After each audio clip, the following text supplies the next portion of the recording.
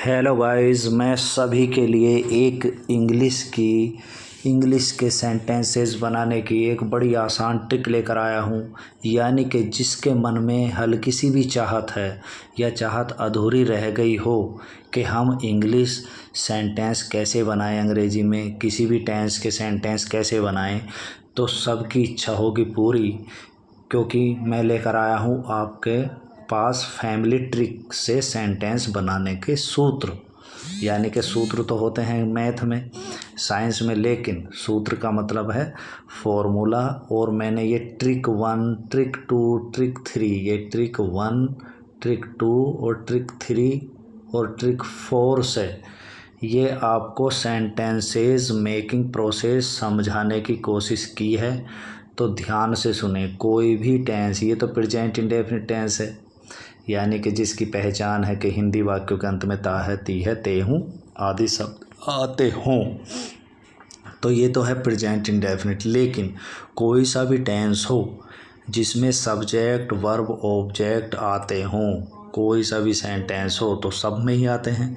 तो यानी कि इसमें बिना सब्जेक्ट वर्ब ऑब्जेक्ट का जिक्र किए ही आप बनाएंगे सेंटेंसेज, आप वाक्य बनाएंगे। तो उसका नाम हमने रखा है, जैसे ये एफ फोर, ये है हमारी ट्रिक 1, FMC। यानी कि F4 हमने दे दिया, जहाँ F बराबर है फादर, मदर, चाइल्ड यानी कि चिल्ड्रन या चाइल्ड बच्चा, और H4 हेल्पर है यानी कि हेल्पिंग वर्ब होगी। और S हमने नोट का नाम रखा है, S नोट या नेवर, तो इसका सर्वेंट यानी कि एक नौकर, एक हेल्पर है और एक नौकर, यानी कि दो नौकर हैं हमारे, ठीक। जो हेल्पर है उसे हेल्पिंग वर्ब कहेंगे हम, ठीक। और R ये रिलेटिव क्या है, ये है क्वेश्चन वर्ड, क्वेश्चन वर्ड यानी कि क्या, क्यों, कब, कैसे, कहाँ, कौन, इनका नाम हमने रखा है रिलेटिव या रिश्तेदार, ठीक। अब ये किस तरह से हमें पुट करने हैं, किस तरह से हमें रखने हैं। अगर हमारा वाक्य आता है, ये वाक्य है, वह मुझे पढ़ाता है, वह मुझे पढ़ाता है, तो इसमें कौन पढ़ाता है, वह, यानी कि जो काम कर रहा है वही सब्जेक्ट होता है, ये सब जानते हैं। लेकिन मैंने सब्जेक्ट का नाम रखा है फादर, यानी कि हमारी फैमिली में क्या होते हैं, काम करने वाले फादर यानी कि पापा होते हैं। और जो काम होता है उसका नाम रखा है मैंने, जैसे टीचेज है, इसका नाम रखा है मैंने, यानी कि हम वैसे मेन वर्ब कहेंगे इसे, लेकिन इसका नाम रख दिया हमने मदर। यानी कि एक परिवार में होता है फादर सबसे आगे, फिर मदर होगी, और उसके बाद हुआ चाइल्ड यानी कि जो बचा वो बच्चा। कहने का अर्थ ये है कि फादर को हम जिसे सब्जेक्ट कहते थे उसे हम फादर मानेंगे, और जिसे जो काम होता था जिसे मेन वर्ब कहते थे उसे हम मानेंगे मदर, मम्मी। और जो बचा शेष जिसे हम ऑब्जेक्ट कहते थे उसे हम मानेंगे, क्या मानेंगे उसे, चाइल्ड यानी कि बच्चा। तो एक परिवार बराबर एक सेंटेंस, यानी कि स्ट्रक्चर हमने जो है, स्ट्रक्चर जो सेंटेंस की है वही परिवार से मिला दी है, ठीक। यानी कि अगर हम पापा को देखेंगे तो हम सब्जेक्ट मानेंगे उन्हें, मम्मी हैं तो मम्मी हमारी मेन वर्ब हो गई, और सी चाइल्ड हम बच्चे खुद हुए। तो इसलिए ये फैमिली ट्रिक आपको बिल्कुल समझ में आएगी। यानी कि सेंटेंस मेकिंग सबसे अच्छी आसान तरीका है, इससे बनेंगे आप इंग्लिश में जीरो से हीरो, स्पीकिंग भी आएगी और सब तरीका। यानी कि सबसे आसान तरीका है रखने का FMC, यानी कि अफर्मेटिव सेंटेंस की ट्रिक 1 है कि प्रेजेंट इंडेफिनिट टेंस के अफर्मेटिव सेंटेंस यानी साधारण वाक्य में क्या आएगा, फादर, मदर और बच्चा, फादर, मदर और बच्चा, यानी कि सब्जेक्ट, वर्ब और ऑब्जेक्ट। अब ये ट्रिक 2 है। ट्रिक 2 क्या है, ट्रिक 2 है FHSMC, यानी कि फादर और ये हेल्पर और सर्वेंट MC, यानी कि इसमें क्या बढ़ गए, फादर, यानी कि फादर से बाद में क्या बढ़ा, हेल्पर H, और S सर्वेंट, यानी कि H क्या है, हेल्पर।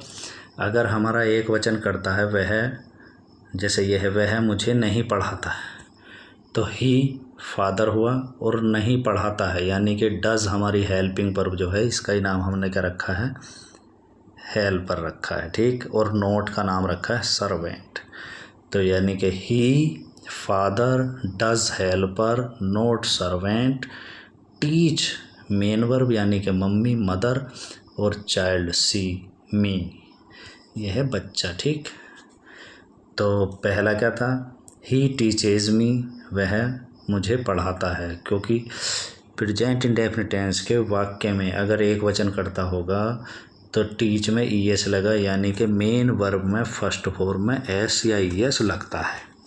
यानी कि मेन वर्ब क्या मान रहे हैं, मम्मी, यानी कि मम्मी जो है एस या ईएस उसमें मेन वर्ब में लगेगा, ठीक। फिर बच्चे, फिर अगर नहीं वाला है वाक्य तो एक वचन कर्ता से वह मुझे नहीं पढ़ाता है, तो अकेला है पढ़ाने वाला, ही डज, यानी कि जो टीच में एस या ईएस है वो डू में लगी, ठीक।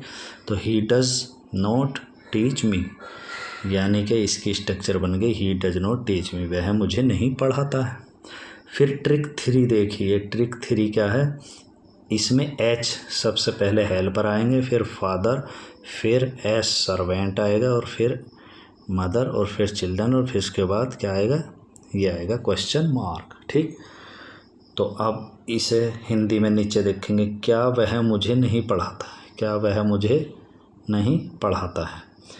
तो क्या शब्द यानी कि क्वेश्चन वर्ड अगर हिंदी में वाक्य के शुरू में हो तो उसकी अंग्रेजी तो हम रखते नहीं।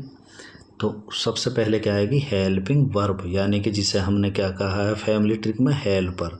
तो सबसे पहले हेल्पर आया, यानी कि दरवाजे पे कोई था तो हेल्पर ने पूछा क्या बात है, यानी कि डज आया, ठीक। क्या है, डज, हेल्पर या हेल्पिंग वर्ब। इसके बाद जब हेल्पर आगे पहुंचा तो फादर, यानी कि फादर तो पीछे, ठीक। फादर कोई काम नहीं करेंगे तो फादर है ही, does he not teach me, ऐसी स्ट्रक्चर इसकी बनी और क्वेश्चन मार्क लगा दी। फिर है ट्रिक नंबर 4, ऊपर देखिए ट्रिक नंबर 4, RHFSMC, यानी कि ट्रिक नंबर 4 है RHFSMC।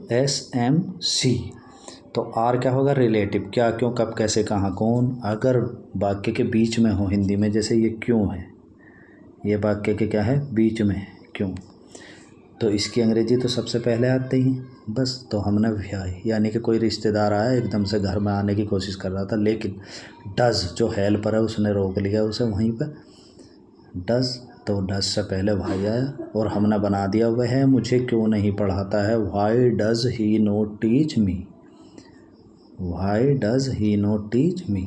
तो ये हमारी ट्रिक 4 हो गई, RHFSMC।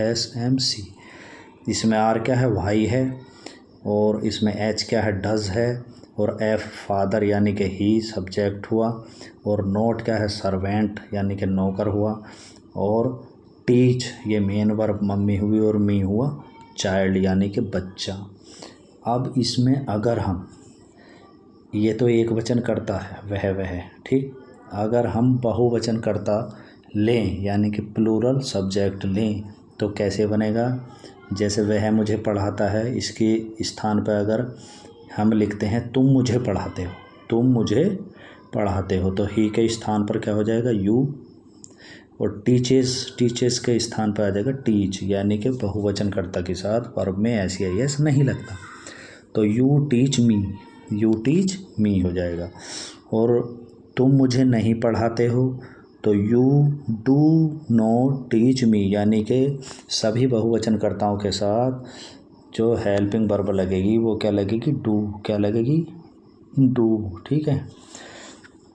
एक वचनकर्ता के साथ हेल्पिंग वर्ब डज, ये याद रखने वाली बात है, और बहुवचन कर्ता के साथ जो हेल्पिंग वर्ब या हेल्पर आएगा वो क्या आएगा, बहुवचनकर्ता के साथ डू और एक वचनकर्ता के साथ डज, ठीक।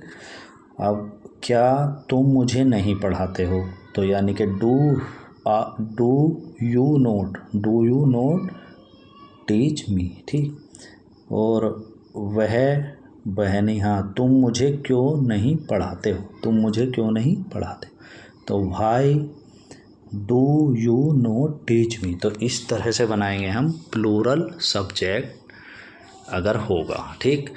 तो एक वचनकर्ता यानी कि सिंगुलर सब्जेक्ट के साथ हम लगाएंगे जो एफएमसी ट्रिक है, अफर्मेटिव में लगाएंगे मेन वर्ब में एस या ईएस। और अगर बहुवचन करता होगा तो उसमें एस या ईएस मेन वर्ब में नहीं लगाएंगे। अब अगर नेगेटिव वाक्य है तो नेगेटिव वाक्य में एक वचन करता होगा तो हेल्पिंग वर्ब आएगी डज, फिर नॉट और फिर मेन वर्ब की फर्स्ट, यानी कि उसमें एस नहीं लगेगा। अगर डज है तो मेन वर्ब में एस नहीं लगेगा, ठीक है। अगर डज नहीं है और एक वचन करता है तो एस लगेगा, एस या एस। और अगर प्लूरल सब्जेक्ट है तो उसके साथ और निगेटिव वाक्य है तो क्या होगा, प्लूरल सब्जेक्ट यानी कि बहुवचन करता, फिर डू यानी कि हेल्पर या हेल्पिंग वर्ब, फिर नोट और फिर जो भी मेन वर्ब होगी, फिर उसके बाद ऑब्जेक्ट यानी कि सी चाइल्ड। इस तरह से फैमिली ट्रिक हमारी हुई पूरी, और इसे आराम आराम से धीरे से समझेंगे। बहुत अच्छी ट्रिक है ये, क्योंकि जब घर में हम देखेंगे अपने पापा को तो हमें सब्जेक्ट दिखाई देंगे, और जब मम्मी को देखेंगे तो मदर हमारी जो है मेन वर्ब होगी, और हम खुद हैं बच्चे। तो इसी क्रम में हम वाक्य को बना सकते हैं। फिर अगर निगेटिव वाक्य आया तो उसमें दो चीज़ हमारी जुड़ी, क्या, एच और एस। क्या जुड़ी, एच और एस। ये एच को ध्यान रखेंगे, एच मीन्स है हेल्पिंग वर्ब या हेल्पर, ठीक। और एस है नोट यानी कि सर्वेंट मान लिया, तो हमारे दो लेटर बढ़े, एच और एस। तो ये मैंने सब लिख दिए हैं। F for father, M for mother, C for child, H for helper और एस फॉर सर्वेंट और आर फॉर रिलेटिव्स। जितने क्वेश्चन वर्ड हैं, क्या, क्यों, कब, कैसे, कहाँ, कौन, ये सभी क्या हैं, रिलेटिव्स। और ये अगर वाक्य के बीच में आएंगे इन्हें बाहर फेंक देंगे, ठीक। और अगर क्या से वाक्य शुरू होगा या किसी क्वेश्चन वर्ड से शुरू होगा तो उसमें उसकी अंग्रेजी नहीं रखेंगे, केवल हेल्पिंग वर्ब या हेल्पर शुरू में रखा जाएगा। Thanks for watching video.